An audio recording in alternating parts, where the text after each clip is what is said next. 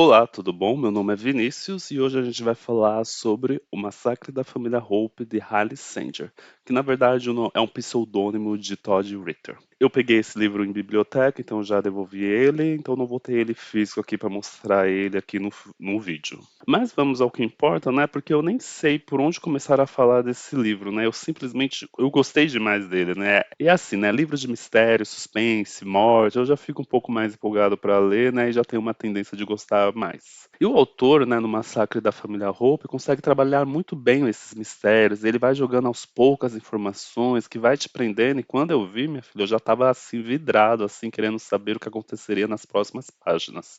Eu nem conseguia largar o livro assim direito assim para prestar atenção em outra coisa. Mas antes de falar mais alguma coisa, eu vou falar agora sobre o enredo do livro, né? Na história, a gente vai acompanhar a cuidadora Kitty McDeary, que cuida de pacientes idosos e terminais até que o momento da morte chegue. Aí a história começa com a Kitty afastada do serviço, pois um dos seus pacientes que ela cuidava morreu de overdose, porque ela não cumpriu um protocolo de sempre guardar os medicamentos dentro de um cofrinho para que os pacientes não tenham um acesso fácil. Então ela já passou por toda uma investigação policial, pelo escrutínio do público e da mídia e etc.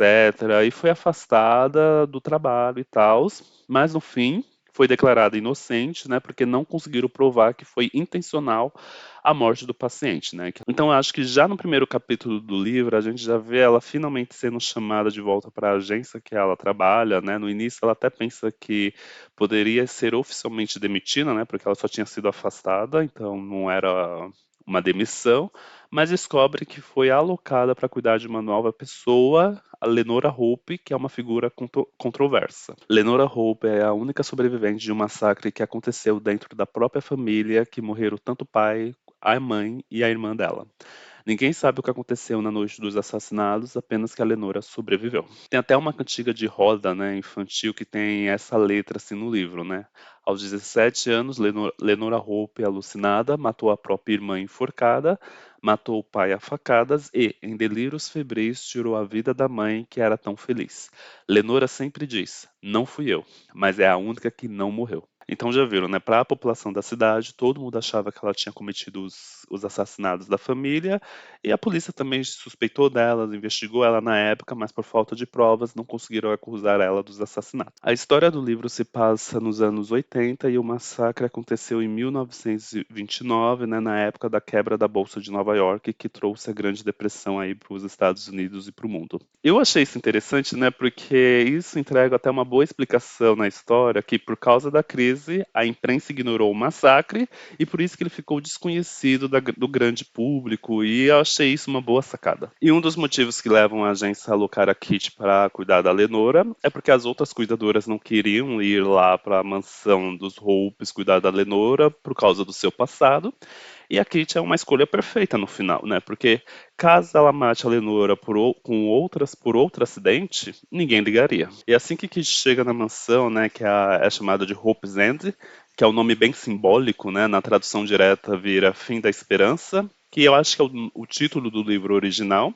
Então, a Kitty começa a se interessar mais pela história do local e também em conhecer mais a Lenora e por aí vai. Aí chega o momento que a Lenora oferece para contar tudo sobre o que aconteceu na noite dos assassinatos para Kitty. A Lenora é uma idosa debilitada, né? Só mexe a mão esquerda e responde às perguntas sim e não com batidinhas, mas gosta de escrever e até tem uma máquina de escrever no quarto. Mas aí ela precisa da ajuda da Kitty para apertar um enter, para apertar o shift para criar uma letra maiúscula, para trocar a folha lá na máquina de escrever. Aí ela começa a contar a sua história e a partir daí é um plot twist a cada momento. E o autor assim começou o livro rodeado de mistérios, né?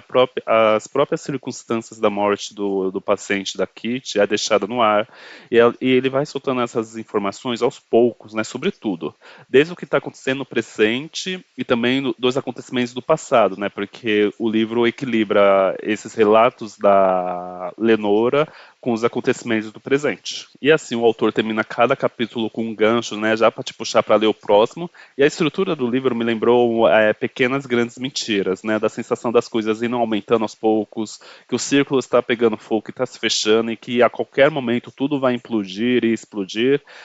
até o momento de que tudo implode e explode na cara de todo mundo. O autor coloca plot twists e revelações bombásticas do começo ao fim da história. Uma delas é que o paciente que a Kate deixou morrer aos seus cuidados era sua própria mãe.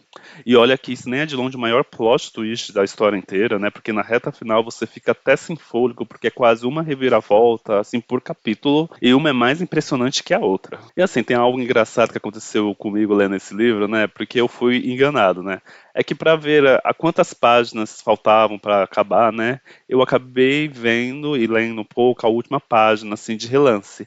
E acabei lendo um spoiler, que até pensei que seria a grande revelação do livro e tinha estragado, e eu mesmo tinha estragado a história para mim, né?